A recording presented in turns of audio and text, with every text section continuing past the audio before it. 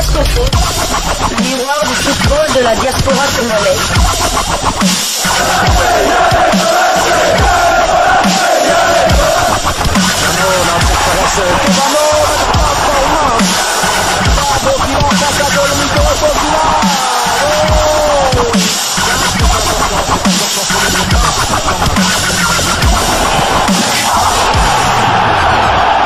Diasco Foot, le miroir du football de la diaspora congolaise. Vous êtes sur Diasco Foot, le miroir du football de la diaspora congolaise. Diasco Foot vous dit bonjour, tout le plaisir est pour nous de vous retrouver, mais surtout de savoir que vous êtes nombreux en train de suivre votre chaîne YouTube dédiée uniquement aux footballeurs de la diaspora congolaise.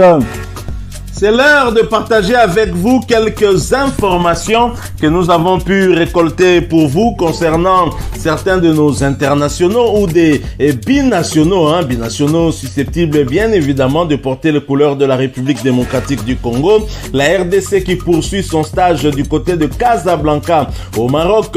La première rencontre amicale s'est soldée par une défaite des Léopards. On attend la deuxième rencontre demain, mardi 27 septembre 2022, où les Léopards tenteront en tout cas d'essayer de redorer leur image ternie depuis 2018 maintenant, on va dire, depuis le début de cette année, aucune victoire dans la tanière des Léopards. Les Léopards ont donc faim. Espérons que contre la Sierra Leone, les choses iront pour le mieux. Alors pour le numéro d'aujourd'hui, dans le cadre de cette chaîne YouTube, votre chaîne YouTube Diasco Foot, parce que nous sommes le miroir du football de la diaspora congolaise, nous allons aller avoir des nouvelles de l'ancien sélectionneur des Léopards, Jean-Florent Ibenge Ikwange, qui évolue actuellement du côté du Soudan à Al Hilal Omdurman. Et les techniciens congolais, son club, vont bientôt arriver à Lubumbashi dans le cadre de leur rencontre de la Ligue des Champions prévue le 7 octobre prochain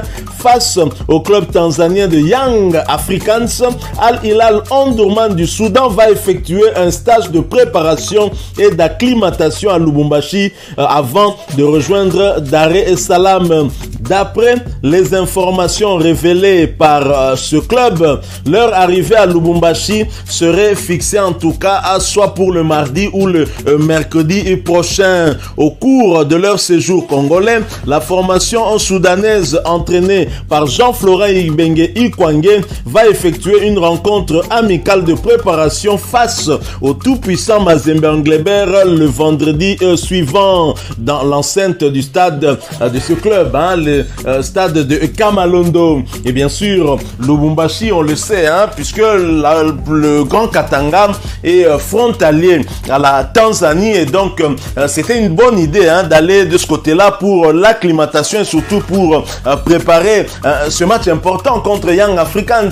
Le tout-puissant Mazembe Englebert étant un sparring partenaire en tout cas de choix. Mazembe, un club solide qui a aussi des ambitions dans cette compétition. Ça a été en tout cas très bien organisé de ce côté-là. Alors en attendant, bien sûr, Jean-Florent Ibenge avait dirigé l'entraînement de son équipe du côté du Soudan pour préparer la Coupe du Soudan. Al Hilal qui est donc engagé dans plusieurs compétitions. Et donc Jean-Florent Ibenge va retrouver Lubumbashi et le stade de Kamalondo, un stade qu'il connaît très bien puisqu'il a eu à jouer contre le tout-puissant Mazembe, aussi bien du côté de l'ASV Club de Kinshasa, mais également du côté de la Renaissance sportive de Berkane qui avait écarté le tout-puissant Mazembe avant en tout cas d'aller s'adjuger cette coupe de la Confédération africaine de football avec le technicien congolais. Voilà Jean-Florent Ibenge Ikwange, je l'ai dit, qui était à la tête des Léopards de la République démocratique du Congo et qui a quitté cette sélection en 2019. Lui en tout cas qui n'a pas su aussi faire mieux depuis 2018 où les Léopards ne donnaient plus en tout cas des bons résultats, et de 2018 jusqu'à 2022 c'est catastrophique avec plus ou moins 36 matchs livrés, seulement 7 victoires, 14 défaites et 15 matchs nuls. C'est dire que les problèmes des Léopards ont bien débuté sous l'ère Jean-Florent Ibenge Ikwange. C'est d'ailleurs cette raison qui avait expliqué que l'on puisse mettre fin à son contrat avec la République démocratique du Congo. Nous allons continuer de parler en tout cas de certains de nos binationaux nationaux des Congolais qui font l'honneur de la République démocratique du Congo. Nous allons cette fois parler d'un binational, Aaron Leya, qui a joué en amical avec son club. Mais nous en parlons après cette courte pause. Diasco Foot, le miroir du football de la diaspora congolaise. Aaron Leya et Adana Sport impuissants face à Konya Sport en amical. Aaron Leya, ICK et Adana Sport n'ont pas résisté hier après-midi face à une équipe forte de Konya Sport. Défaite 4-1. L'ancien Anderlechtois et jeune frère de Michi Batshuayi, titulaire au 11 de départ avant de céder sa place 12e au classement avec 7 points du côté de la deuxième division turque. Aaron Leya et Adana Sport iront sur le terrain de Manisa SK, 9e au classement. Ce match est prévu pour le 2 octobre pour le compte de la 7e journée. Et bien sûr, Aaron Leya et son club d'Adana Sport s'étaient retrouvés face à un cadre du championnat turc de première division, l'ancien club de Paul-José Mpoku, qui avait décidé en tout cas de rompre son contrat avec ce club. Et lui qui était à la recherche d'un club, il avait souhaité revenir du côté de Liège au Standard, mais ça n'a pas marché. Néanmoins, le Standard de Liège lui a offert la possibilité de s'entraîner avec ses espoirs. Ce qu'il est en train de faire, mais en attendant, il a eu à trouver un point de chute, même s'il ne nous a pas encore révélé le nom de sa prochaine destination, le nom de son club, son nouveau en tout cas. Nous attendons toujours cette information, mais toujours est-il que Paul-José Mpoku a trouvé un club et il va donc poursuivre sa carrière, même s'il lui avait préféré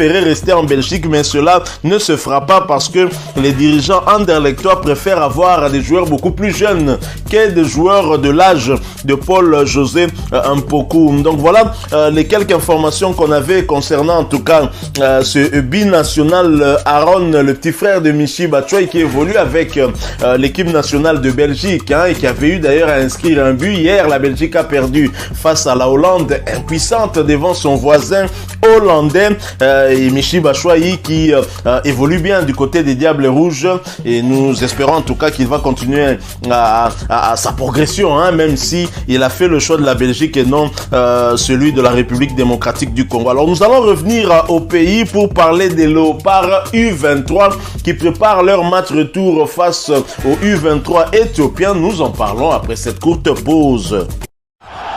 Diasco Foot, le miroir du football de la diaspora congolaise. Éliminatoire Cannes U23, les bébés antilopes déjà chez les Léopards à Kinshasa. Tout est encore ouvert, ça peut basculer à tout moment et personne n'a le monopole de pronostic. Le second round entre la RDC et l'Éthiopie pour la qualification au deuxième tour des éliminatoires de la CAN 2023 des moins de 23 ans est plus que déterminant. À Addis Abeba, aucune des deux équipes n'a su prendre le dessus. Un nul sans but avait sanctionné cette bataille. Ce mardi 27 septembre 2022 au stade des Martyrs, la décision finale sera prononcée.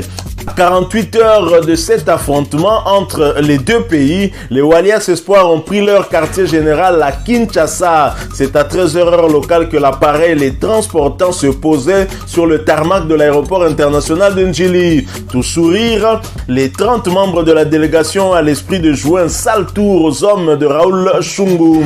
Au total, 20 joueurs qui s'étaient entraînés hier soir selon le programme de leur staff technique. Et bien sûr, les Léopards continuent aussi à se préparer pour ce match capital. Le score de 0 but partout à l'aller est un score piège, puisqu'il suffira aux Éthiopiens d'inscrire un but ici pour mettre en difficulté les Léopards. Et au regard du match aller, on peut dire que ce score de 0 but partout était plutôt à l'avantage des Congolais. Au regard de cette prestation, les Éthiopiens s'étaient procuré bien plus d'occasions que nos Léopardos. Alors, sur les Léopards, nous allons donc terminer ce sujet par cette belle image des Léopards qui ont souhaité un joyeux anniversaire à l'un de leurs coachs adjoints. Il s'agit bien de l'entraîneur Chief Bassou. C'est ce que nous vous proposons pour clôturer ce sujet. Diasco Foot, le miroir du football de la diaspora congolaise.